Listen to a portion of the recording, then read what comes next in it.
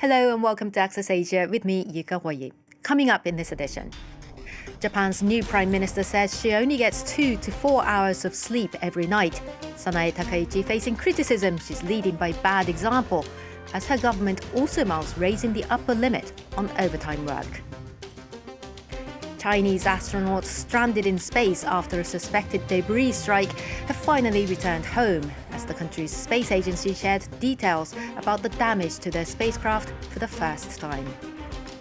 And the president of the Philippines has vowed to put those implicated in a huge corruption scandal over flood prevention projects behind bars by Christmas. This as more than 24 people were killed in a recent super typhoon. I sleep about 2 hours at night, 4 at the longest. Japanese Prime Minister Sanae Takaichi told the Parliamentary Budget Committee, joking her sleeping habits were bad for her skin. Just days earlier, she held a staff meeting in her office at 3 in the morning.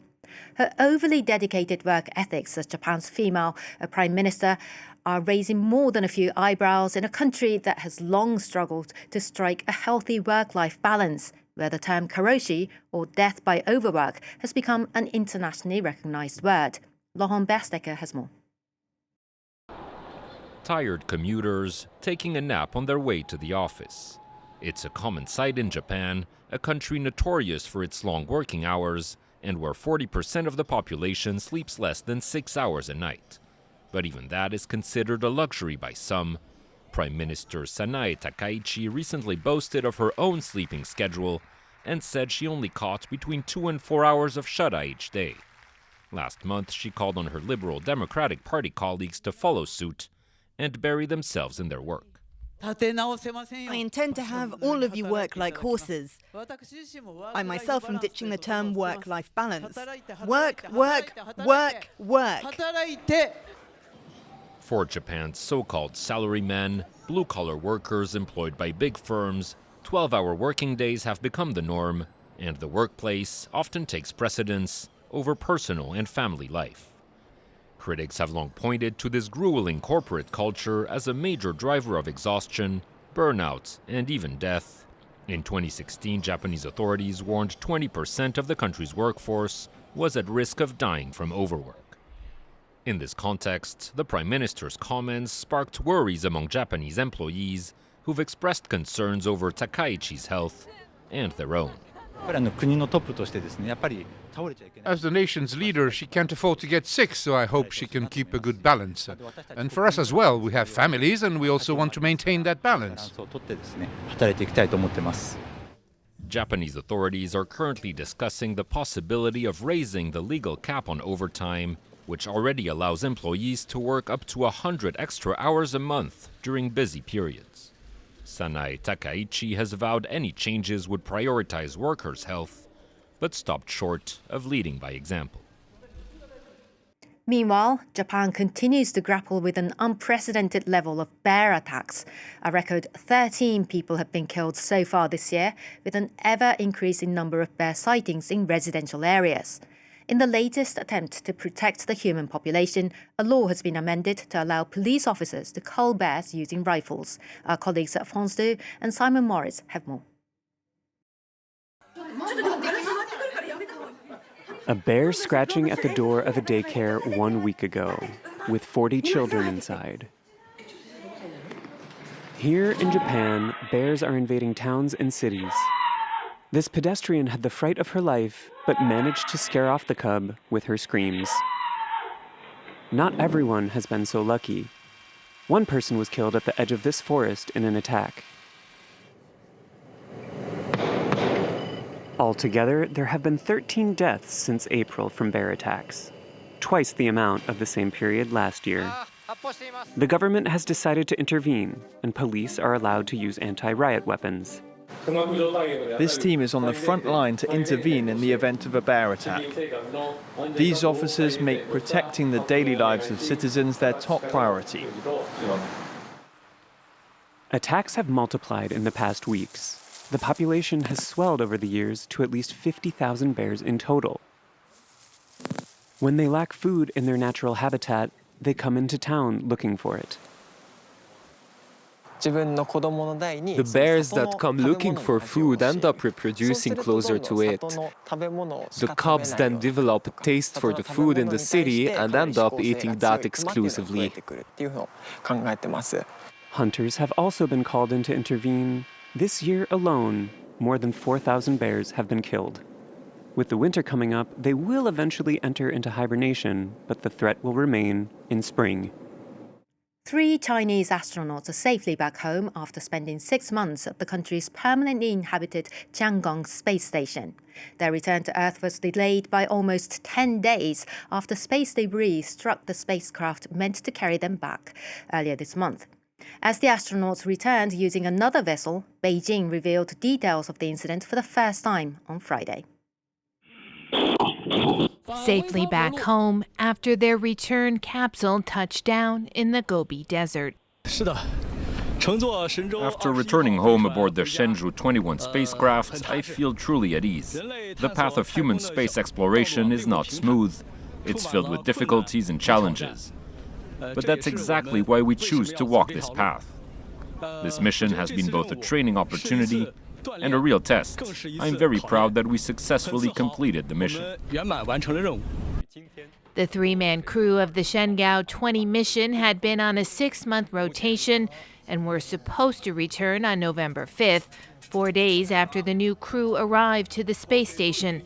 But they ended up being delayed by 9 days after the spacecraft they were going to travel back in was hit by space debris, causing tiny cracks to a viewport window. It's believed there are millions of pieces of debris circling the Earth at speeds faster than a bullet. When you're traveling that fast, if you have a car crash, right, it's 30,000 times as much energy as a car crash on the highway. And so even a tiny piece of debris is like a bullet going through and can cause damage. The delay recalls the unexpected lengthy stay 2 NASA astronauts endured on the International Space Station when they encountered issues with their Boeing Starliner capsule. At the time, Chinese experts said Beijing would never let their astronauts be stranded in space for 9 months. The current situation also highlights the growing threat posed by increasing amounts of space debris, one that's only expected to get worse. For that reason, calls have been growing for international cooperation to be able to operate safely at these higher traffic levels in outer space. Philippine President Ferdinand Marcos Jr. has said that many of at least 37 senators, MPs and wealthy business people would be put in jail by Christmas. They have been implicated in a huge corruption scandal over flood prevention projects.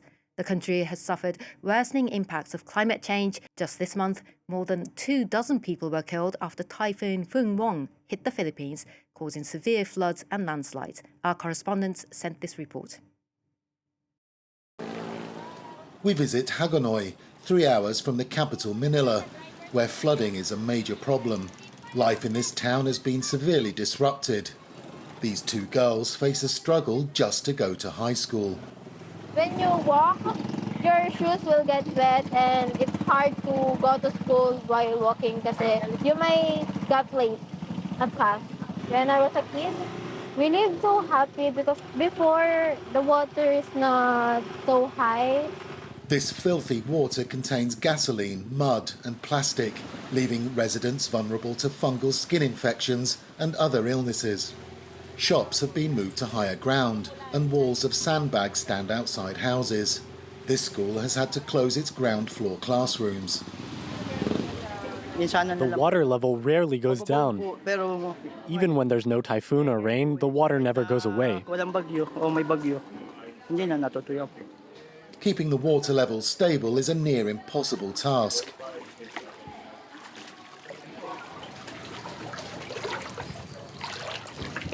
Look at the state of my house. The water levels are never subsiding. Be careful, it's slippery. The home of this 75-year-old woman is flooded with water that reaches up to her ankles. In August, she slipped and cut her head.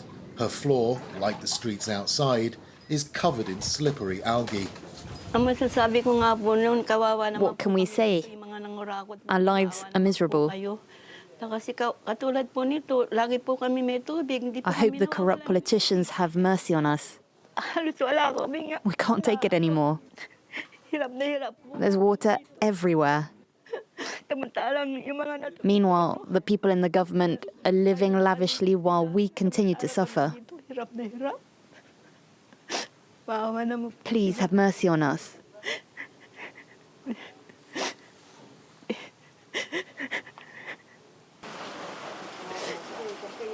The water levels in our house rise by about 10 centimetres with every heavy storm. Some villages in Manila Bay are now underwater. But it didn't have to be like this, and that's what makes residents furious. Dikes were planned but never built, as this activist explains. Here is the Ghost Project, and it was exposed in the Senate. Nothing happens. Not even a single hollow blocks or stone was put. It is a shame because the people are paying taxes every day. They deserve a better government. They deserve a better life. The project was supposed to be completed by 2024. There are thousands of ghost projects like this in the Philippines. 70% of flood aid has been misappropriated. President Marcos Jr. has come clean about the scandal, but it could yet hurt him politically. In terms of allegations, they have reached as far as the Senate President and the House Speaker, both of whom have already been replaced because of the controversy. Some are saying that it might go up to the President and to the Vice President because some of the top contractors were campaign donors to them. It's a systemic problem. Basically, politics and business are intertwined in the Philippines. A lot of politicians also have their own construction firms that got these projects. The need for flood defences is critical in a country made up of thousands of islands and which is regularly battered by typhoons. Sea levels in the Philippines are rising twice as fast as the global average, yet for its 116 million inhabitants, the wait for protection goes on. That's all for this edition of Access Asia. Thanks for watching and do stay tuned if you can. There's more world news coming up on France 24.